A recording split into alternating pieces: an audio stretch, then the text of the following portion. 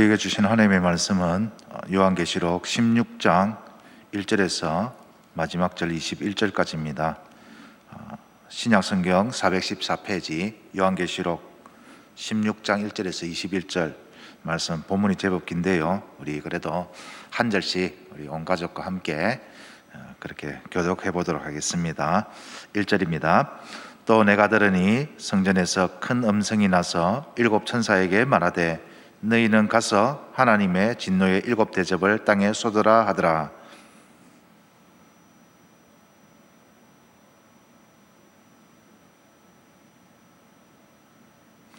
둘째 천사가 그 대접을 바다에 쏟음에 바다가 곧 죽은 자의 피같이 되니 바다 가운데 모든 생물이 죽더라.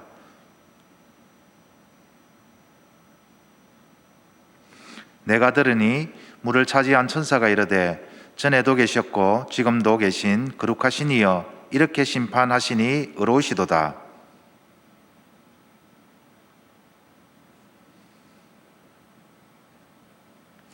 또 내가 들으니 제단이 말하기를 그러하다 주 하나님 곧 정능하신 이시여 심판하시는 것이 참되시고 의로우시도다 하더라.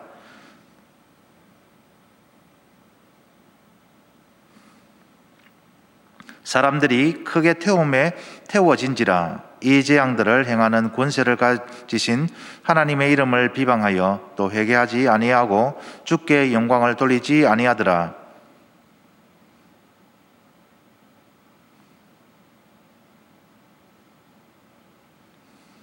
아픈 것과 종기로 말미암아 하늘의 하나님을 비방하고 그들의 행위를 회개하지 아니하더라.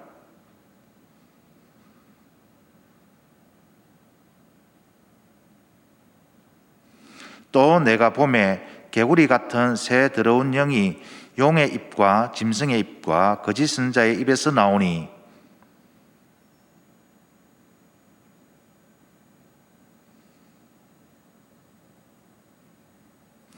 보라 내가 도둑같이 오리니 누구든지 깨어 자기 옷을 지켜 벌거벗고 다니지 아니하며 자기의 부끄러움을 보이지 아니하는 자는 복이 있도다.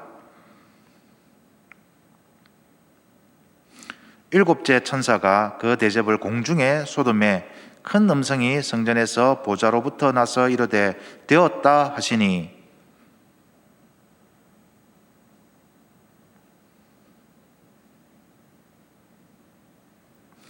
큰 성이 세 갈래로 갈라지고 만국의 성들도 무너지니 큰 성 바벨론이 하나님 앞에 기억하신 바 되어 그의 맹렬한 진노의 포도주 잔을 받음에 다 같이 함께 봉독합니다. 또 무게가 한 달란트나 되는 큰 우박이 하늘로부터 사람들에게 내리매 사람들이 그 우박의 재앙 때문에 하나님을 비방하니 그 재앙이 심히 크미르라. 아멘.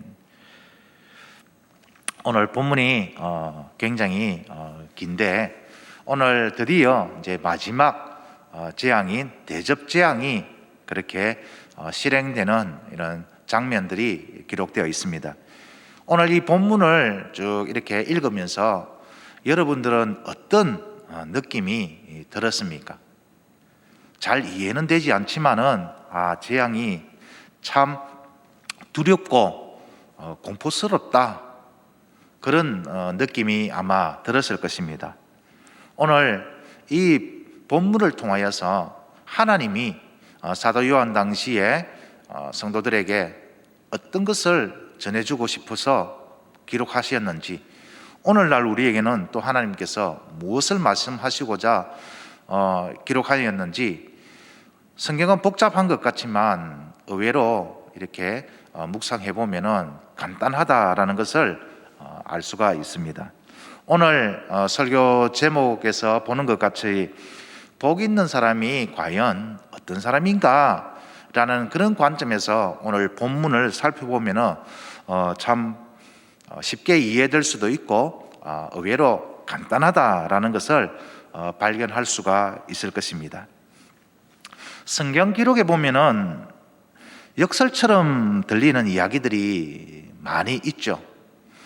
일반적으로 상식적으로 생각하면은 전혀 그렇지 못한데도 불구하고 하나님은 아주 이상한 그런 논리적인 그런 이야기를 하는 것을 볼 수가 있습니다. 대표적인 예를 들어보면 복에 관한 예수님의 가르침이 참 역설적이다라는 것을 느낄 수가 있습니다. 마태복음 5장에 보면 팔복에 관한 그런 기록들이 있는데, 거기에 예수님은 복 있는 사람이 어떤 사람이냐 하니까 가난한 자가 복이 있고 애통하는 자가 복이 있고 의를 위하여 박해받는 자가 복이 있고 예수님 때문에 욕먹고 악한 말을 들을 때에 복이 있다, 이렇게 제자들에게 가르쳐 주셨습니다. 참 우리가 일반적으로 생각하는 복받은 사람과는 좀 거리가 먼 그런 모습이 아닙니까? 하는 사람마다 잘 되고 삶 속에 어려움이 없고 모든 것이 성공적이고 잘 술술 잘 풀리는 그런 삶, 건강하고 또 자녀들도 좋은 직장을 가지고 또 출세를 하고 이름을 널리 알리고 그런 삶을 살아갈 때 참 저 사람 복 많이 받았다, 우리가 흔히 그렇게 이야기를 하지 않습니까?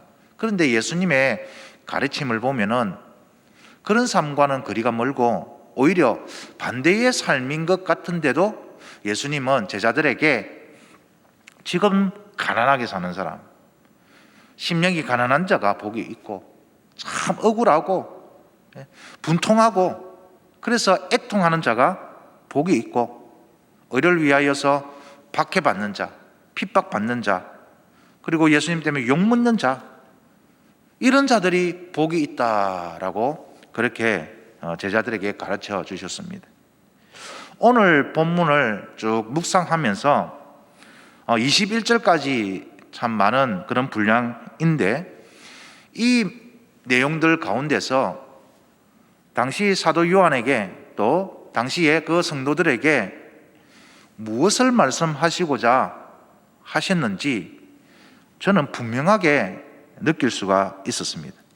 오늘 21절 이 본문 가운데 예수님이 직접 말씀하신 대목은 바로 15절이죠. 한번 읽어보면, 보라, 내가 도둑같이 오리니 누구든지 깨어 자기 옷을 지켜 벌거벗고 다니지 아니하며 자기의 부끄러움을 보이지 아니하는 자는 복이 있도다. 이 말씀을 하시는 겁니다. 가만히 생각해 보았습니다. 이 말씀을 왜 갑자기 하실까?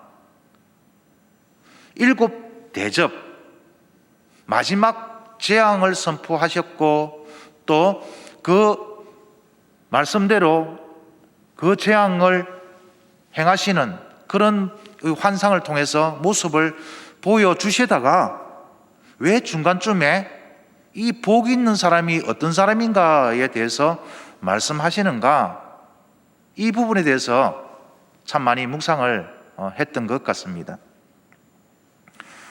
6째 천사까지 이렇게 하나님의 그런 진노의 대접을 받아서 쏟아붓고 하나님의 마지막 그런 재앙을 실현하는 이런 장면 속에서 왜 이런 말씀을 갑자기 하실까? 여러분은 어떻게 생각을 하십니까? 왜 이런 이야기를 갑자기 하실까? 여러 번 우리가 듣고 이제는 많이 이해하고 있는 부분들인데, 지금 엄청난 고난 속에 있죠. 성도들이 황제를 신으로 숭배하지 않는다는 이유 때문에 오히려 예수 그리스도를 주라고 고백을 하고 하나님만이 유일한 우리의 그런 경배의 대상이다라고 하며 절대 무릎 꿇지 않고 하나님만을 섬기는 이 성도들이 겪고 있는 현실은 너무나도 비참합니다. 이런 성도들에게 당장 필요한 것이 무엇이겠습니까? 지금 현실의 그 어려움, 그 고통, 그 고난, 그런 박해에서부터 벗어나도록 도와주는 것이 가장 이들에게는 필요할 것입니다. 그런 도움의 손길이 절실하게 필요할 것입니다. 그런데 지금 성도들에게 복 있는 사람은 이런 사람이다라고 주님은 말씀하고 있습니다. 오늘 주님이 말씀하시는 복 있는 사람은 어떤 사람입니까? 한마디로 주님의 재림을 준비하는 자가 복이 있다라고 그렇게 말씀을 하고 있습니다. 15절을 다시 보시면 내가 도둑같이 오리니, 이 도둑같이 온다라는 것은 갑작스럽게 예기치 않을 때에 주님이 오신다라는 그런 말씀이죠. 그래서 주님이 다시 오실 그날을 준비하는 자가 복 있는 자다라는 것입니다. 왜 이 말씀을 하시는가? 오늘 전체 문맥을 한번 살펴보면은 한 구절 한 구절에 대해서 정확한 그런 의미들은 와닿지 않을지 몰라도, 아니 이해가 됐지 몰라도, 오늘 하나님을 알지 못하는, 하나님을 믿지 않는 세상 사람들의 모습이 어떤 모습인가라는 것은 우리가 금방 발견할 수가 있습니다. 대접 하나하나가 쏟아지고 거기에 하나님의 심판이 임할 때에 실로 믿을 수 없는 엄청난 그런 일들이 벌어지고 있죠. 한번 여러분 살펴보면은 첫 번째 대접이 땅에 쏟아져서 어떻게 됐습니까? 짐승의 표를 받는 사람들과 그 우상에 경배하는 자. 이 말은 이제 우리가 잘 알고 있죠. 당시에 이 로마 황제를 상징하는 짐승, 그 로마 황제를 숭배하지 않고 오직 하나님만을 섬기는 그런 성도들과는 달리 그 황제를 숭배하고 거기에 표를 받고 그 상인조합에 가입을 해서 온갖 이익을 누리고 떵떵거리고 살아가는, 잘 먹고 잘 살아가는 세상 사람들의 대상으로 이 하나님의 진노가 임하였는데 악하고 독한 종기가 이렇게 생기죠. 그래서 얼마나 고통스러워합니까? 두 번째 대접이 쏟아진 것은 바다고, 바다가 피로 변해서 모든 생물이 죽어버렸습니다. 세 번째 이 대접이 쏟아진 곳은 어디입니까? 강과 근원이 피로 변했다는 거예요. 피로 변했다는 것은 역시 그곳에 사는 모든 생물들이 다 죽었다라는 의미가 되겠죠. 그리고 네 번째 대접이 쏟아졌을 때는 해가 능력을 받아서, 권위를 받아서, 권세를 받아서 사람들을 태워 죽이는 거예요. 10절 또 다섯 번째 대접이 쏟아졌을 때 짐승의 왕자, 이 말은 그때 그 당시에 세상을 지배하고 있던 로마 그 황제의 왕자를 이야기하죠. 그 왕자의 진노가 쏟아져서 어두워졌다라는 것은 그동안에는 참 황제가 줄 수 있었던 그런 경제적인 부유함이라든지 그 많은 행복하게 즐겁게 살아갈 수 있는 그런 삶의 열권이라든지 모든 것이 국가의 그런 것들이 시스템들이 잘 돌아가고 있었는데 하나님의 징계로, 심판으로 말미암아 모든 것이 무너져 버렸고 대혼란과 고통을 겪게 된 것이죠. 그리고 여섯째 대접이 이렇게 쏟아진 것은 큰 강 유브라데인데 여기서 일어나는 현상들은 무엇이냐니까 사탄이 이제 진짜 마지막으로 하나님과 정면 대결을 벌이려고 군사들을 모으는 거죠. 그 다음에 마지막 대접이 공중에 이렇게 쏟아졌는데 이 말은 이제 하나님께서 사탄이 권세 잡고 있는 그 공중에 심판을 내릴 때 어떠한 일들이 일어났습니까? 모든 것이 다 파멸되고 바벨론과 만국이 하나님 앞에 심판을 받는 이런 무시한 장면, 두렵고 정말 공포스러운 이런 현상들이 하나님의 심판으로 말미암아 나타나게 되었는데, 여기서 중요한 것이 무엇이냐 하니까 계속 반복되는 표현이 세 군데나 있죠. 자, 네 번째 대접이 쏟아졌을 때에 보십시오. 사람들이 어떤 반응을 보였습니까? 하나님의 이름을 비방하고 회개하지 않고 주님께 영광을 돌리지 않는 거예요.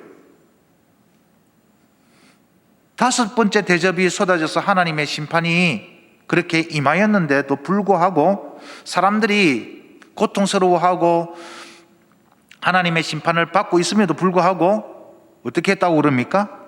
하나님을 비방하고 회개하지 않더라.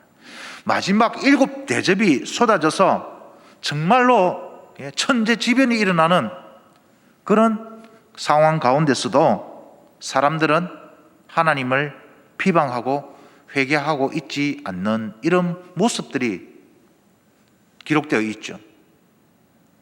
그런가 하면은 주님이 진짜 복 있는 사람들은 바로 주님의 재림을 기다리는 사람들이다 라고 말씀을 하는 장면이 나옵니다. 주님은 지금 두 대상을 두고 대조를 하고 있는 것이죠. 하나님을 믿지 않는 세상 사람들과 하나님을 믿지만 온갖 고난과 고통 속에서 그렇게 비참한 삶을 살아가고 있는 이 성도들을 딱 두고 대조를 하고 있는 것입니다. 일반적으로 사람들은 생각했을 것입니다. 우리가 지금 행복하게 살고 있고 우리가 복받은 사람들이다.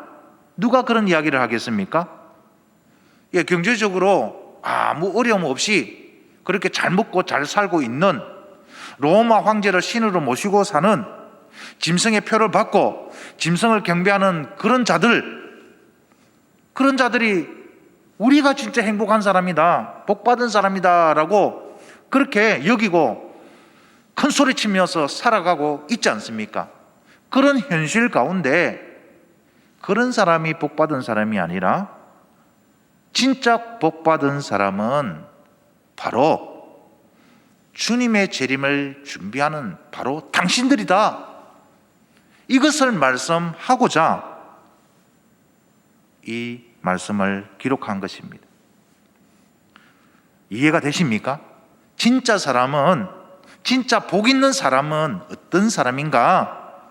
주님의 재림을 기다리며 비록 지금 현실 가운데서는 어려움이 있고 괴로움이 있고 고통이 있고 박해가 있지만 주님의 재림을 준비하는 바로 당신들이, 바로 너희가 진짜 복받은 사람이다. 그러니 더욱더 인내하면서 지금 잘하고 있으니까 앞으로도 변하지 말고 끝까지 그 믿음을 지키고 인내하며 살라는 주님의 그러한 격려의 말씀일 것입니다. 이 본문을 읽을 때 저는 이런 생각도 들었습니다. 이럴 수가 있을까 진짜? 하나님께서 여러분 심판을 하시는, 재앙을 내리신 이유가 무엇이겠습니까? 7 나팔을 불고 또 7 대접을 쏟으시면서 이렇게 하나님의 심판을, 재앙을 사람들한테 내리시는 이유가 뭐겠습니까? 진짜 하나님은 너무 괘씸해서 저들을 죽이기 위해서, 진짜 심판하기 위해서 그렇게 하시는 걸까요? 저는 하나님의 사랑을 느낄 수가 있었습니다. 처음부터 7번째까지 갈 필요가 뭐 있습니까? 바로 하나님의 능력이라면 바로 즉시 하나님의 심판을 내려서 모두 싹 썰어버릴 수도 있지 않습니까? 그런데 하나님은 7 나팔을 통하여서 부분적으로 너희들이 이렇게 살면은 하나님의 엄중한 심판이 있을 것이다 라고 먼저 예고하시면서 이제 7 대접을 쏟으면서 진짜 마지막이다, 라고 말씀하시면서 이런 환상을 보여주신 이유가 무엇이냐? 바로 회개하고 돌이키라는 하나님의 마음이죠. 그런데 세상 사람들은 그런 하나님의 마음을 모른다는 것입니다. 어떻게 이렇게 모를 수가 있을까? 우리는 참 어리석게 보일 수가 있지만 그들은 그럴 수밖에 없는 것이죠. 왜냐? 여전히 예수 그리스도를 나의 구주로 영접하지 않고 성령이 내 안에 계시지 않다면 어느 누구도 예수를 주라 고백할 수가 없고 죄와 허물 가운데 죽어 있는 존재로 살 수밖에 없는 비참한 존재들이다라는 것이죠. 오히려 하나님의 엄중한 심판 가운데서도 회개하지 않고 오히려 비방하는 것은 당연한 일일 것입니다. 그들의 영은 죽어 있고 죽어 있다라는 것은 깨달을 수가 없는 것이죠. 판단할 수가 없는 것이죠. 그런데 우리는 어떻습니까? 하나님의 은혜로 우리는 믿음을 얻었고 또 그런 믿음 가운데 하나님의 은혜의 선물로 우리는 구원까지 받았습니다. 그러니 우리는 우리 가운데 일어나는 이런 현실을 보고 이런 상황들을 보고 우리는 판단할 수가 있는 것이죠. 아, 주님의 때가 가까이 오었구나. 그러면서 우리는 깨달을 수가 있는 것이죠. 오늘 본문 가운데 누가 진짜 행복한 사람인가? 누가 진짜 복받은 사람인가? 주님의 재림을 준비하는 사람이 복받은 사람이다라는 것입니다.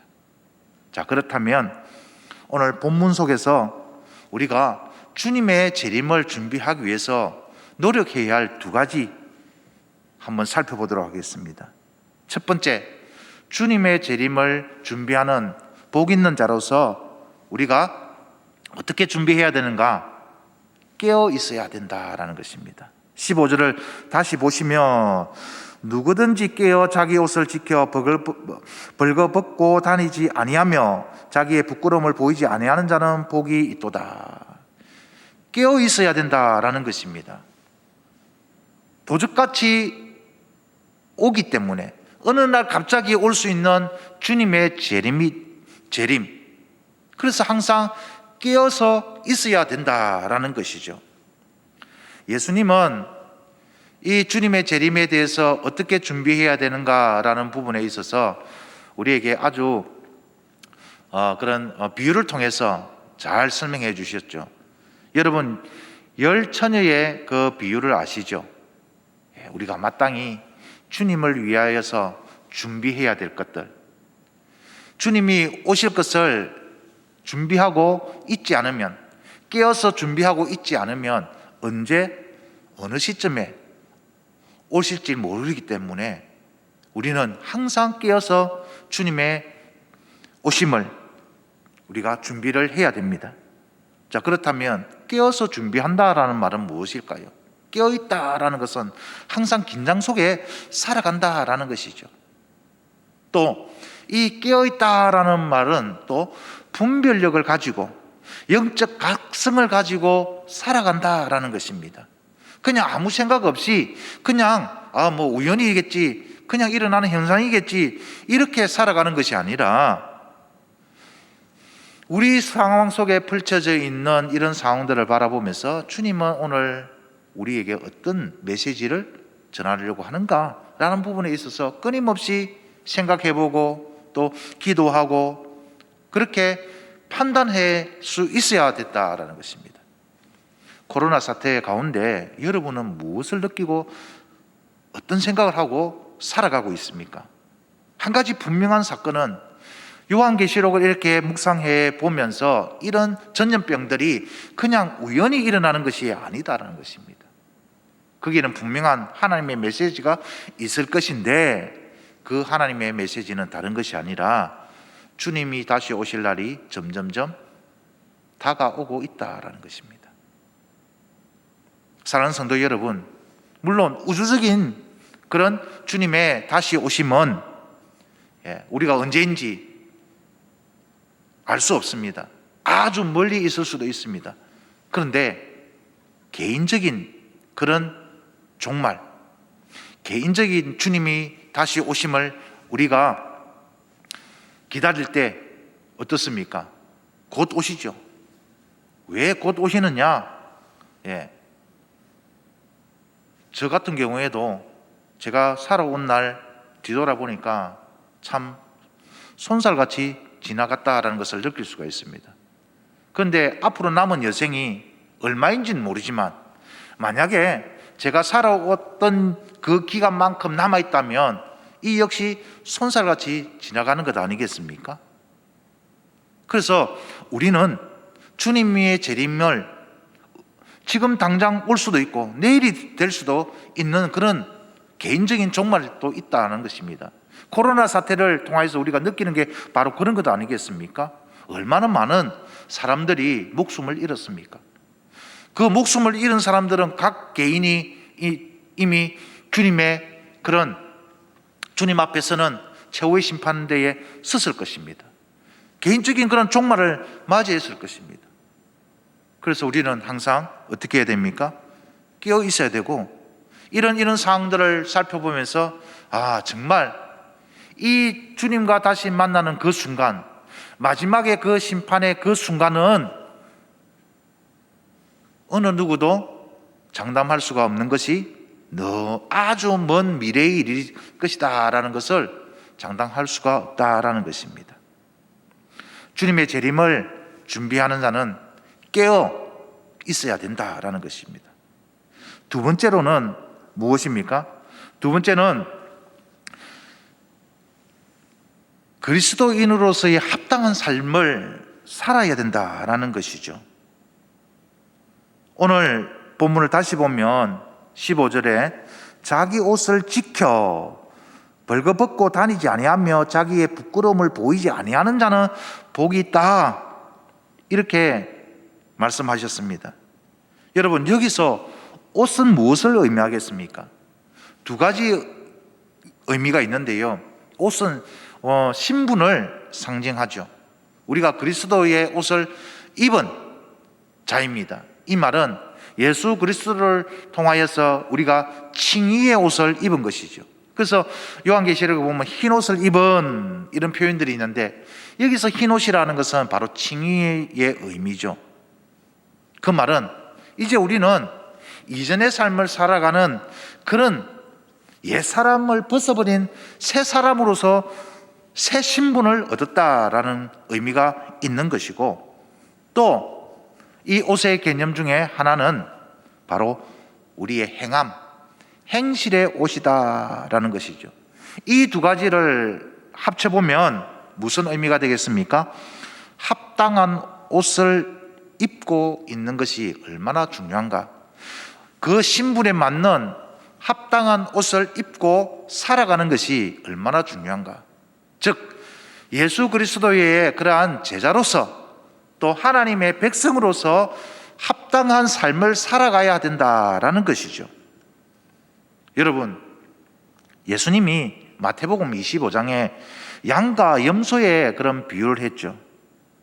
양은 오른편에, 염소는 왼편에.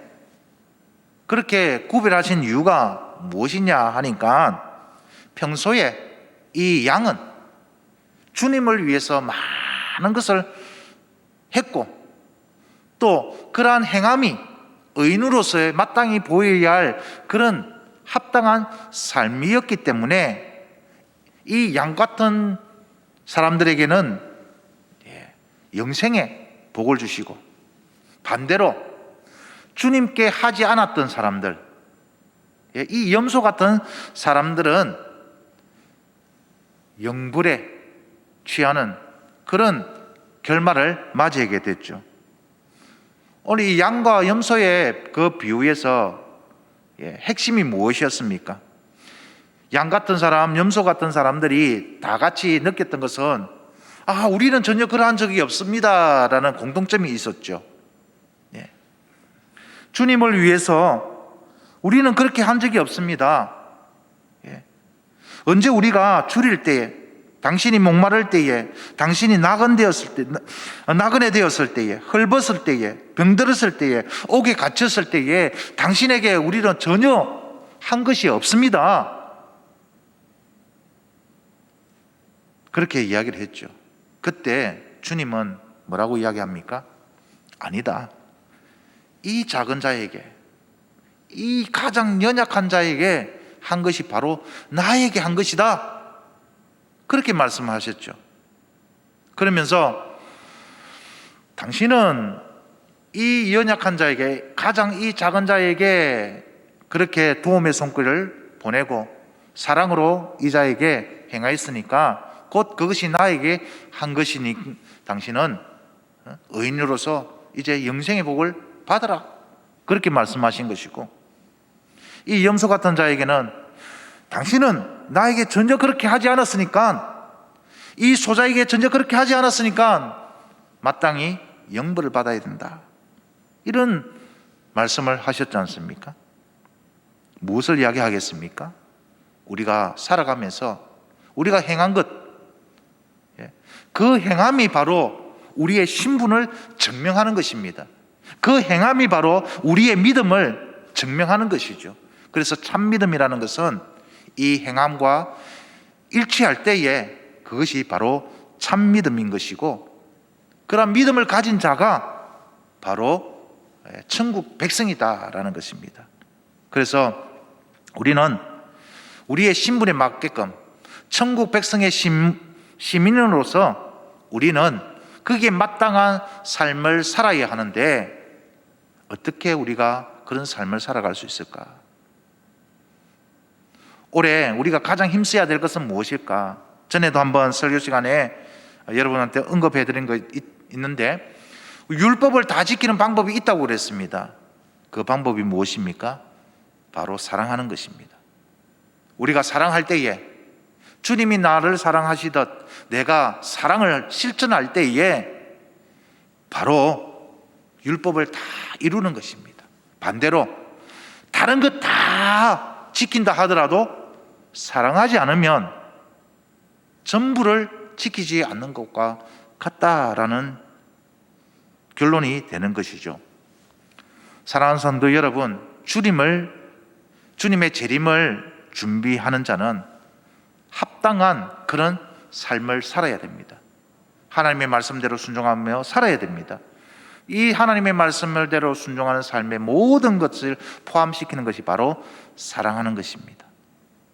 올 한 해에 참 우리가 모이기 힘들고 어려운 상황이 있지만은 우리가 사랑을 실천하는 그런 정말 복받은 그런 주님의 백성이 되기를 주님의 이름으로 축원드립니다. 오늘 말씀을 정리하도록 하겠습니다. 누가 복받은 사람입니까? 바로 주님의 재림을 준비하는 사람입니다. 그 주님의 재림을 준비하는 사람은 어떤 자라고 했습니까? 깨어있는 자. 항상 자신을 돌아보면서 내가 합당한 삶을 살아가고 있는가라는 것을 늘 돌아볼 줄 아는 사람. 그 자가 바로 주님의 재림을 준비하는 자고 복받은 자인 것입니다. 세상 사람들은 회개하지 않고 오히려 하나님을 비방하고 살아가지만 우리는 자신을 돌아보면서 정말 하나님 앞에서 회개하고 뉘우치며 합당한 삶을 살아갈 때에 정말 복받은 자인 것이고, 우리가 마지막 때에 갔을 때는 그것이 과연 옳았다라는 것들을 우리가 주님 앞에서 인정받게 될 것입니다. 이번 주간도 우리가 정말 복받은 그런 하나님의 백성으로서 늘 깨어서 기도하고 또 우리 자신을 돌아보면서 사랑을 실천함으로써 그 하나님의 백성의 신분에 맞는 합당한 삶을 살아가는 정말 복받은 여러분이 되기를 주님의 이름으로 축원드립니다. 기도하겠습니다. 하나님 아버지, 오늘 우리에게 또 복된 주일을 허락하여 주셔서 우리가 어떻게 살아야 할지 말씀해 주셨습니다. 노아처럼 의로운 자가 되어서 축복의 통로가 되게 하여 주시옵소서. 말씀을 굳게 붙잡고 순종할 뿐만 아니라 어디에서든지 하나님의 예배자로 쓸 수 있도록 은혜를 더하여 주시고, 오늘 이 시간 또 우리에게 말씀하여 주신 것처럼 그러한 자가 바로 주님의 재림을 준비하는 복받은 자라고 하였습니다. 항상 깨어서 기도할 뿐만 아니라 말씀으로 우리 자신을 돌아볼 수 있도록 은혜를 더하여 주시고, 또한 그 말씀의 기준을 삼아서 우리가 정말 합당한 삶을 살아가고 있는지 늘 돌아보며 하나님 아버지 앞에 예배자로 설 수 있도록 은혜를 더하여 주시옵소서. 예수님의 이름으로 기도드립니다. 아멘.